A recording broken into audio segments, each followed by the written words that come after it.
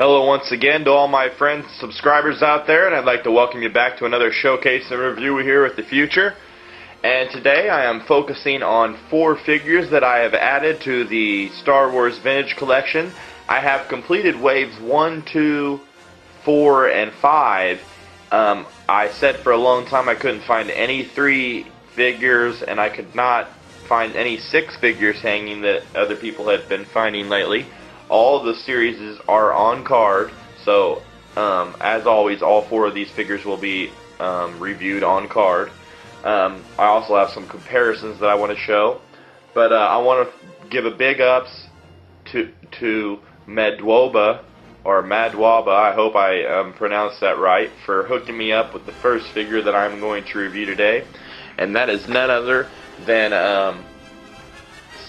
Wave 3 of the Vintage Collection, Return of the Jedi, R2-D2. Really thankful to Madwoba for helping me obtain this figure. As you can see, the sculpt is entirely new on this Wave 3 Vintage figure. It took me a long time to get this guy, and it took one of my friends off YouTube to pick it up for me. But ironically, after he sent it to me, I seen 2 of them hanging in the store. So I'm just going to go with the one he hooked me up with, though. He picked me up a very nice card. As you can see, the back is representative of Return of the Jedi, and it shows him holding the drink dispenser with all the drinks on the tray, and a guy taking it off one of the drinks up. This is when he was captured by, or given by Luke to, initially he was given to Luke, to Jabba the Hutt, to release Han Solo, but Jabba ended up just taking them in and making slaves out of them, and this is what he had R2-D2 doing on the barge, or in his palace, in the sail barge scene, I think it was. But R2-D2 comes with a lot of accessories, and that's what's very cool about this figure, especially if you open them up. All those drinks right there individually pop up off of the dispenser and can be removed. And when they are on them, they are very sturdy. You could see the mechanical dispenser that he has up on top of his head here that he uses to pick the drinks up and hand them out if he has to. On his chest here can be opened up, which a robotic arm pops out of this. It's one of the features they made on this. Also, there is another leg that does pop up and push back up in here, as you can see right there. It is pushed up in package. But if you push that up and you stick in, say, Luke's lightsaber hilt into this open area here on the top of his head, if pushed up, that pops out of his head, or out of the top of R2-D2. On the other thing, the center leg also launches up this sensor scope here to the right. This is a sensor scope which goes right into that blue slot that is missing, which can be used also for display. But also when you push the leg up, that sensor scope is supposed to pop up. So that's a very cool feature to add on to the figure as well. As we go to the back, you have the same listing that is always, or the writing that is always on all the Vintage Collection figures. It shows R2-D2 serving the drinks there in Jabba's palace. You can also see they have the Star Wars Vintage Collection stamp up to the left, R2-D2 up to the left, the other figures from the line, Admiral Akbar, Yoda, Luke, Wedge Antilles, and Wolf. Wedge Antilles still yet to be released. Really anticipating his release. And you can see Return of the Jedi 1983 R2-D2. Here's a good up and down shot that I like to give of R2-D2 here from the Vintage Collection. And then I have a quick comparison. And the comparison that I have is the other figure that I picked up last year, and that is the Electronic Lights and Sounds Saga Legends R2-D2. That's a very cool feature, but a lot more features on the Vintage Collection one here. And they actually made this R2 and scaled to the C3PO from the Vintage Collection line. So that is why he is more small in stature and in width than, say, this Saga Legends one here. So I thought that'd be a cool comparison side by side there, the two. You can see very different designs as well. Here's R2 next to his best bud, C3PO. And let me adjust the camera here for a second. Let me go down so we can see these better. But there he is next to his best bud, C3PO. Nice shot of them together. So very happy to have each of them side by side on card in my collection. And that's one of the reasons why I had him pick up R2-D2. That's one that I had been wanting for a long time. So thanks a lot, Madwoba, on that one. Big ups. And you know I owe you on that one. The next figure that I wanted to pick up, the next 3 figures actually, are Wave 6 figures. I actually found every figure from Wave 6 and picked up 3 of them and left the others behind in hope that, excuse me, I kind of have a cold right now, but in hopes that I will be able to pick up the others from the wave. But the first figure that I'm going to show is a Jedi Knight, which I was very happy to get a hold of and anticipating his release, is Wave 6 Sirch, or Sirch, however you pronounce that. And he is in his Jedi Knight outfit, and as you can see, very great representation of Fiek sketch. As you can see, he comes with his lightsaber hilt, which attaches to his belt there. It just snaps right on. He has a very nice soft goods cape, which I think really sets this figure off. Not too many complaints on this figure. The paint apps and the sculpt are just amazing. Look at the face on this guy. That's just incredible sculpting and great attention to detail. The hands, alien-like as well. He's holding his lightsaber as he is a Jedi Knight. He has an outstanding sculpt, as I said. And this soft goods robe, I must say, is very similar to the poncho that Wave 4 Anakin in Peasant Disguise has, as I have seen on other videos reviewed out of the package. And if you want to see these figures reviewed out of the package, there are many people who review them opened. And I'd feel free to search right now if you want to see it out of the package.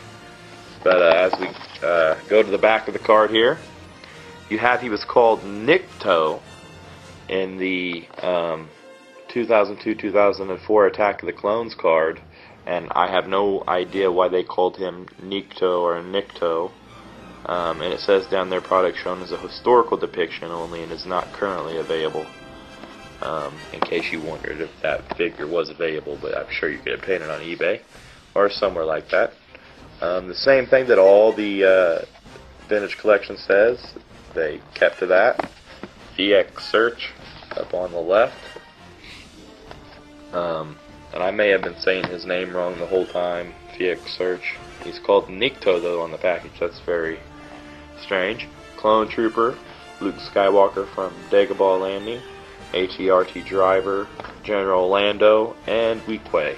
Other figures from the line you can pick up. All your regular warning details and your proof of purchase. And there you have it for Jedi Knight Sirch. And here's a nice up and down shot that I like to give.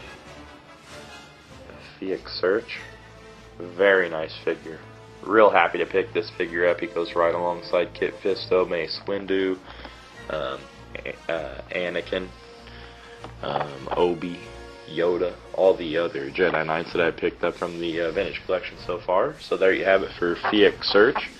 And let me just put R2-D2 back here too as well, so I can show my shot that I like to do usually at the end. The next figure that I picked up from the line is an unpunched figure of Luke Skywalker in his Dagobah Landing gear there. And this one is remarkable in the face. I think they finally did a face sculpt that really captured Luke's representation from the movie. You can see he comes with a blaster there, and he also has this holster down here on the side that you can place the blaster into. He's very similar to the Snowspeeder Luke from the 2010 Saga Legends line. You can see though that he comes with this helmet here as well, an ignited lightsaber, and down here the unignited lightsaber hilt. Nice up and down shot here before I do the comparison, and I really like the face on this Luke. Very nice so far to any of the Lukes I've seen. And here is a side-by-side shot of him next to his very similar Snowspeeder Luke from the 2010 Saga Legends line, but you can see the subtle differences. He has his skull cap on there for winter conditions, and his gloves, which this version has bare hands and no skull cap. But look at the hair. They got it right down pat to what that picture looks like. And I mean, for a figure form, just a great representation of Luke Skywalker right there. Very good. Mark Hamill, by the way, is the actor that plays him. And here's a close-up of the figure that I thought was one of the best sculpts of Luke until now. He only came with an ignited lightsaber hilt, but he had his treble hook gun there. And he didn't come with the holster on his leg, and as you can see the gloves and the skull cap too as well, but he did come with a similar helmet, which this helmet seems like the glasses are a little bit more on the yellow side than the orange. But I'm really loving this Dagobah landing Luke, and when I seen it, I was like, this is one of the first ones that I grabbed when I seen it. Just sitting there, unpunched. Luke Skywalker up to the left, it shows him in Dagobah. And you can see 1980 representing The Empire Strikes Back. Same writing to the right as always. Down here you have Clone Trooper, General Lando, ATRT, Driver, Fiek Sirch, and Weequay. Other figures you can pick up from Wave 6. So very happy to have Luke in his Dagobah disguise, or I mean landing gear. And here I'm going to show a side-by-side comparison to the other 4 Lukes that they have made in the series, all on card.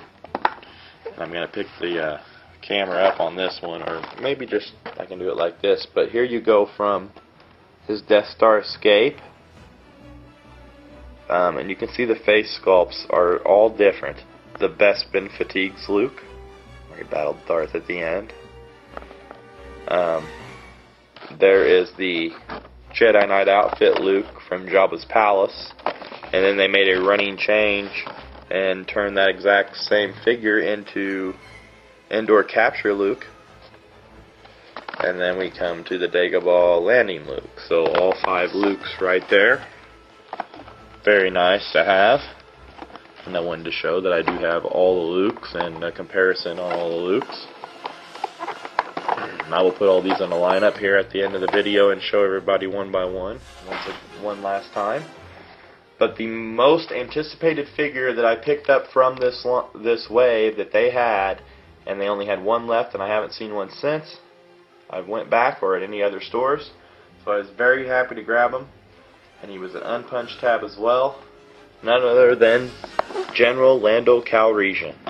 Calrissian, however you want to say his last name. I may have that wrong. Representing the card back Return of the Jedi, and I forgot to mention that these vintage figures all have the Kenner stamp to the right, though made by Hasbro, because Hasbro purchased Kenner. And when these figures were initially launched back in the day, when they were launched, Kenner made them, so they threw that on there to make them even more vintage, which really makes them feel like vintage figures. I think a pretty good sculpt on the face for Lando too. One of the complaints I have is how thick this strap here is compared to like just a chain or a small rope that he had around his neck on this figure just doesn't make any sense to me. I think they could have made that a little smaller, but not that big of a deal. I still think he looks great. He has the royal blue robe. He's in his general outfit that he wore during the Rebel Conference and the attack on the second Death Star. Has his blaster there in his right hand with a communicator on his wrist, and you can't really see it here, but he does have his rank badge there on the left side of his chest. I want to say though that this figure is just great in detail, and I've seen reviews out of the packaging, and they say the articulation is superb also, and the robe is made out of a really nice silky type material, soft good material. So one of the most sought after figures I think from Wave 6 right now is definitely Lando. It's the first representation of Lando they've launched in the Vintage Collection, and I think a lot of people have been waiting on that. And he's going to be hard to find. On the back they have the original Power of the Force card from 1983, and it looks like he's more in his Bespin fatigues in this figure, but I may be wrong. He doesn't look like he has the blue robe on and the blue pants, so I don't know. Also, a collector coin came with that one as well. So you could see that's from 1983, General Lando Calrissian, Return of the Jedi. So very neat as they have a little figure for comparison to the figure that you have. And you can see they did use the same picture. Same thing on the right there. And General Lando Calrissian to the left. He's DC-47. Down at the bottom, Clone Trooper Luke Skywalker, AT-RT Driver, Fiat Sirch, and Weequay. Weequay, AT-RT Driver, Clone Trooper. I've seen all of them, and let's see if there's any other figures from the line that I'm missing here. I know there was a few more that I had hid. Oh, I also had a Rebel Commando from Wave 3 that I found, and I'm pretty sure that was it. All the Wave 6 figures and the Wave 3 Rebel Commando that I hope to get my hands on. But here you have, for one last shot, R2-D2, General Lando Calrissian. He's having a little trouble standing up there. Fiat Sirch, Luke Skywalker in his Dagobah landing gear, and I'm just going to go ahead and put him next to all of his counterparts there that they've made. Throw C-3PO next to R2-D2, and give you guys one last shot. I want to thank everybody for tuning in, as always. All my friends and subscribers for watching. If you haven't subscribed, hit the subscribe button if you like what you see here. If you haven't sent a friend invite already, send a friend invite, and I definitely will accept that. Always do. And here's a look at R2. One more look at Lando Calrissian. Fiat Sirch, I think that's how you say his name. Dagobah landing Luke. And then Death Star, Bespin, Jedi Knight, and Endor Capture Luke, all on a line. So yeah, I want to thank everybody for watching once again, and as always, peace out, and may the Force be with you.